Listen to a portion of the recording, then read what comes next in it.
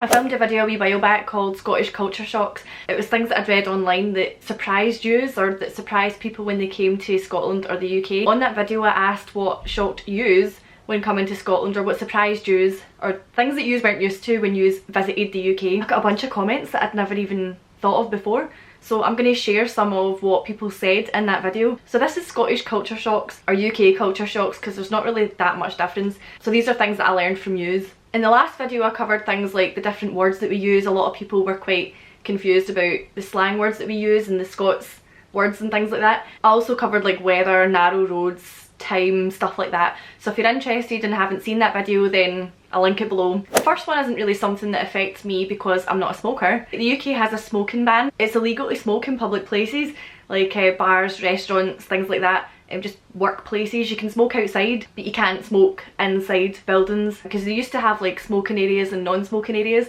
but now you have to actually go outside to smoke. We don't have air conditioning in the houses, so I mean we don't need it. It's not usually warm enough for there to be a need for air conditioning. The occasional time or the occasional one day a year it gets warm, it would be nice to have air conditioning, but we don't really need it. When it's warm outside, it's warm inside as well. So a lot of people had heard about midges, which are these little beasties that bite and they swarm about and they're a nightmare in the summer, especially at night. They're worse in some places than others. A lot of people didn't believe that midges were as bad as what we said they were, but then quite a few people commented saying that they were surprised that they were actually a pain in the arse, like they are a nightmare.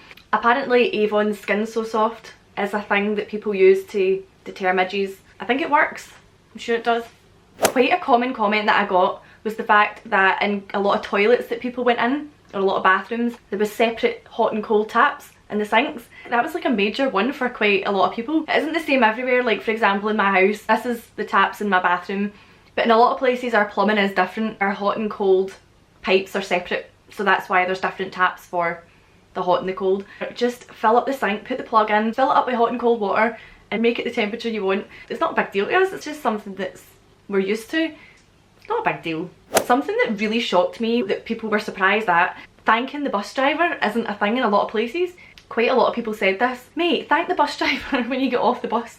A few people wrote that they were surprised, or they were pleasantly surprised by the fact that Scottish drivers are quite polite and they tend to use the right road etiquette, the right driving etiquette. Not all the time. Don't even get me started. When people don't signal at a roundabout, I would like to know if you're going off so I can go out. Like it drives me mental. So not everybody uses the right driving etiquette, but mainly I would say we are quite polite drivers. We let people out, we say thanks, like you always say thanks when somebody lets you out. Or like for example in our narrow roads, a lot of them have passing places, so when you pull into a passing place you still wave at the person that you've let by and vice versa. It's just nice, it's just manners, but a lot of people were surprised by that. That's a shame. If you're a driver and you don't signal at a roundabout or you don't signal a lot, start signalling because other drivers will appreciate it. I honestly think there's a special place in hell.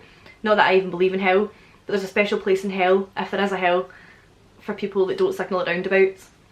Right, I'm getting warm thinking about this. A few people said they were surprised by the amount of speed cameras. Around where I live, like there isn't a lot of speed cameras, but quite a lot of the time the police will sit at the side of the road. There are speed cameras dotted about in quite a few places, but not around my bit, I don't know. Another one that people were surprised by was the speed limit on little country roads. So a lot of people said that our roads are really narrow, which they are pretty narrow, but on the country roads the speed limit is 60 miles per hour. A lot of people were surprised by how fast it is because of how windy and dangerous the roads can be. But people need to remember that it's a speed limit. You don't have to go that speed, and a lot of the times it's not safe to go that speed anyway, so it's just, if it's like a straight road then yeah sure it might be safe to go 60. You just need to judge it yourself. Oh, one that I really liked that surprised people was how fresh our air is. People said that it was nice to just breathe air that wasn't that polluted, and that makes me sad. I'm going to read out some comments now that I got in that video of things that surprised people when they came to the UK. Hey Erin, I moved to Scotland a month ago. Yay, finally. And the first thing I noticed is that people are really obsessed with those things that separate your items at the till. Don't know what it's called. We don't even use those things in my country. We just leave a big gap between our items. That really surprised me. Like we have dividers in the supermarkets. I love how they said that we're obsessed with them. But you do, like see when you put your items on the conveyor belt thingy, and then, what do you call that? A conveyor belt? I don't know, you put your items on the checkout thing and then you always put a divider behind your stuff for the person that's going to come behind you. I don't know if it's a thing all around the UK that you put your divider out for people. Some people don't, but generally you would put a divider for somebody so that your stuff doesn't get mixed up. It surprised me to see lemons in my soda and very little ice. Interesting. Never thought about it. Although when you're out in pubs and stuff and they give you a drink and they ask if you want ice, they pile it in. When visiting Scotland, have your sarcasm filter set to high. Ewan knows this is very true. I love this one. So Stephen Can't Be Wrong says, when we were in Scotland, we were very surprised by the warning signs. They're very logical and a knowledge transfer. Like in the US, there will be a sign that says, do not climb on the roof, where in Scotland it would say, roof slippery when wet. So in the US, you're being dared to climb on the roof and not get caught. In Scotland, it's known that people may climb on the roof, so be really careful when it's wet. And when you start to look around, the logical signs were everywhere. We were also surprised and really loved that pedestrians do not have the right of way during a green light. I guess it goes back to being logical.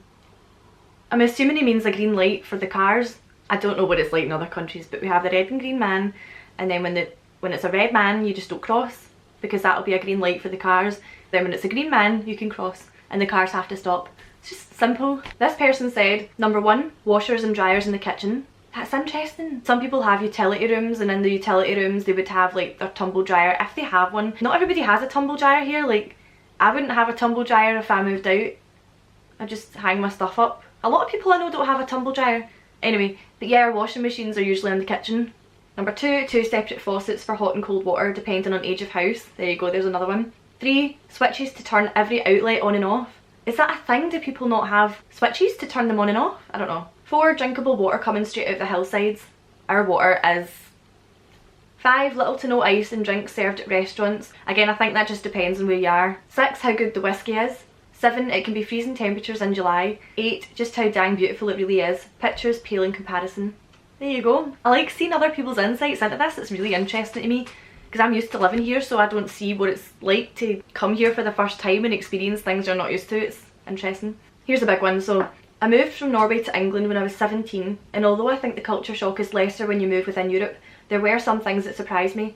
One thing was how people in my school would put on deodorant or blow their nose in public. I was like, because we don't do that here. And the queuing culture is amazing. It's more structured than in Norway, but I love UK queuing. People calling dinner tea had me confused the first few days in the UK. Also, the thing you mentioned about 9:30 when referring to the time, like how 9:30 for you means 9:30, but 9:30 in Norway means 8:30. I think these were the most surprising cultural differences, to be honest. Oh, one more thing. Thanking the bus driver when getting off the bus. We don't do that in Norway, but after living in the UK, I've started doing it wherever I am in the world.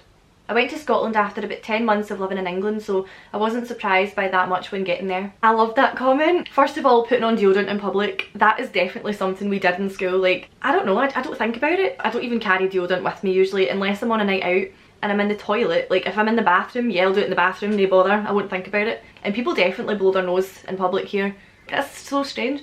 And I love that people love the queue, and we queue for everything. Calling dinner tea is different everywhere. I call dinner dinner and I call lunch lunch. Some people say tea for dinner at night time. Like, I do know quite a few people that say that, but some people also call lunch tea. I don't know, it's very strange, but it varies all over the place. It varies from person to person, really.